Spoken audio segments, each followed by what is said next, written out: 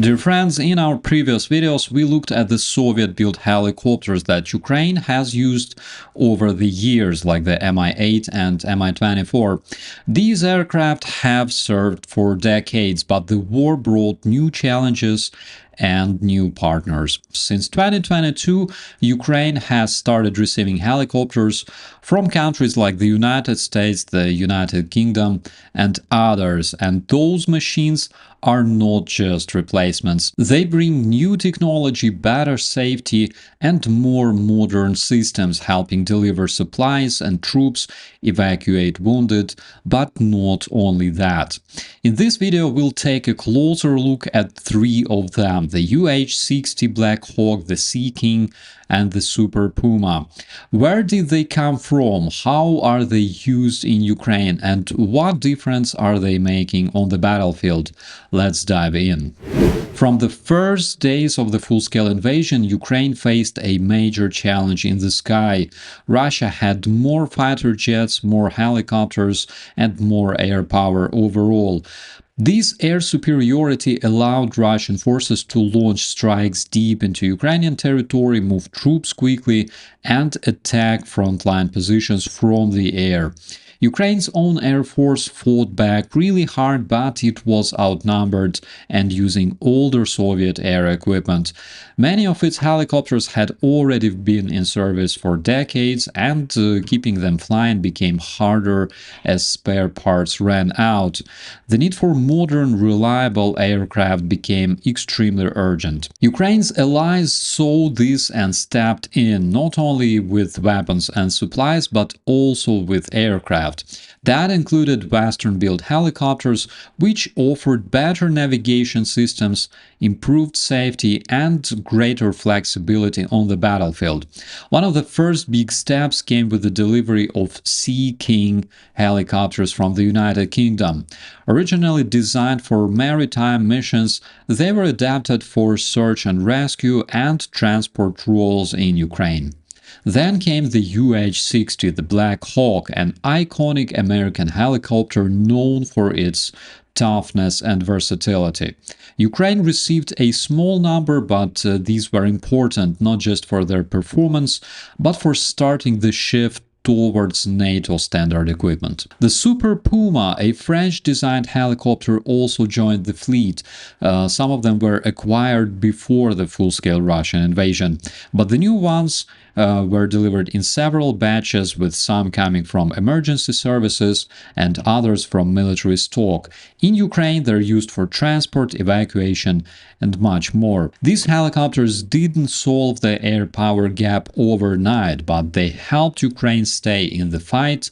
They gave its forces safer, more modern ways to move troops, rescue the wounded, and carry out missions even under the threat of Russian air attacks. And most importantly, they were a sign that the world wasn't just watching, it was helping Ukraine build a more modern air force, one aircraft at a time. How do those helicopters compare to the Ukrainian Mi-24 and Mi-8 helicopters? Let's take a closer look. To really understand what the UH-60 Black Hawk, Sea King, and Super Puma bring to the table, we need to compare them with the helicopters Ukraine already had, the Mi-8 and Mi-24. Let's start with the Mi-8. It's one of the most produced helicopters in the world. In Ukraine, it's been used for everything: troop transport, supply runs, medevac, even makeshift gunship missions. It's tough, reliable, and simple to fix, but there's a problem: it's old. Most of Ukraine's Mi-8 were built decades ago. They're not as safe, not as efficient, and not as easy to upgrade with modern tech, and without Russian spare parts, keeping them in the air is getting harder and harder every year. Then there's Mi-24, sometimes called the flying tank or crocodile. It's fast, heavily armed, and it can carry troops while laying down fire. This helicopter gave Ukraine a big punch early in the war, but it's also a big target. And like the Mi-8, the Mi-24 is outdated compared to the modern NATO helicopters. It lacks advanced advanced night vision, radar warning systems, and other defensive tech that is standard in Western aircraft. Now enter the Black Hawk. Compared to the Mi-8, the UH-60 is more modern in almost every way. It's faster, it's more maneuverable, and built with modern combat in mind. It has better armor protection for the crew, advanced electronics, and can fly in more difficult weather. Ukrainian pilots who've trained on it say the difference is like going from a Soviet-era truck to a modern SUV. Then there's the British Sea King. This aircraft wasn't made for the frontline combat. It was originally designed for naval missions like search and rescue and anti-submarine warfare, but in Ukraine it's been repurposed for transport and medevac roles. Compared to Mi-8, it's slower and older in some ways, but it still offers solid reliability and has proven useful in missions along rivers, coastal areas, and even flooded zones, for example when the Russian invaders demolished Kakhovka Dam in 2023. Then there's the Super Puma, a European helicopter that really shines in the transport and utility role. It's fast, it's stable and modern. In some way it's the closest Western match to the Mi-8, but with much better avionics, safer flight systems and more comfort for the crew and passengers.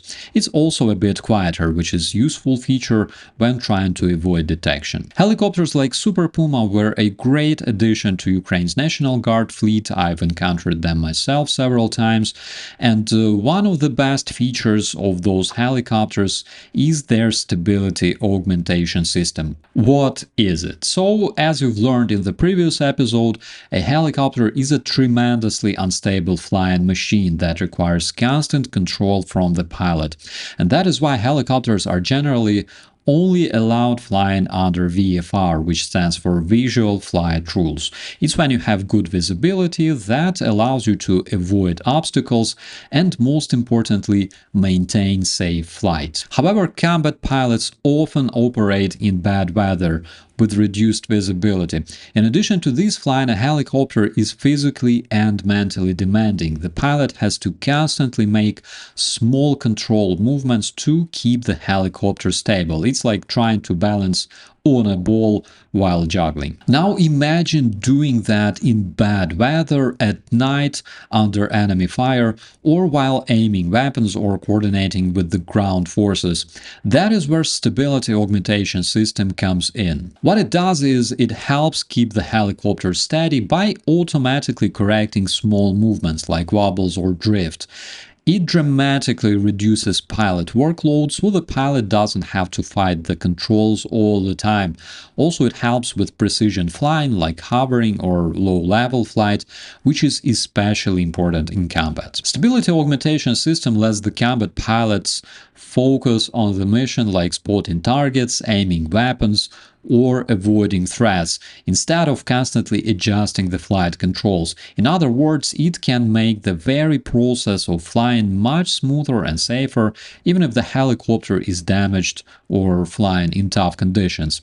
So basically it works like an invisible helper, keeping the helicopter balanced and giving the pilot more brain power to deal with the mission. Of course, it's not like a fixed-wing aircraft where you can just set the course and altitude and relax over a cup of coffee.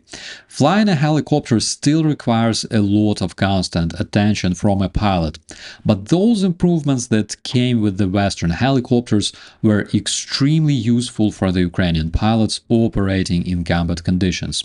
It's not surprising that Ukrainian troops fell in love with the Western helicopters. In 2023, for example, Ukrainian recon soldiers conducted training exercises with the UH-60, practicing battlefield deployments, evacuations, and night operations. The pilots noted that transitioning from Soviet-era Mi-8 and 24 to the Black Hawk was remarkably swift, with some flying the Black Hawk on the first day of training. They praised its maneuverability, reliability, and most importantly, combat survivability. Today, the Western helicopters provided to Ukraine literally save lives every day, which underscores why continuing Western support is so crucial for the Ukrainian defenders.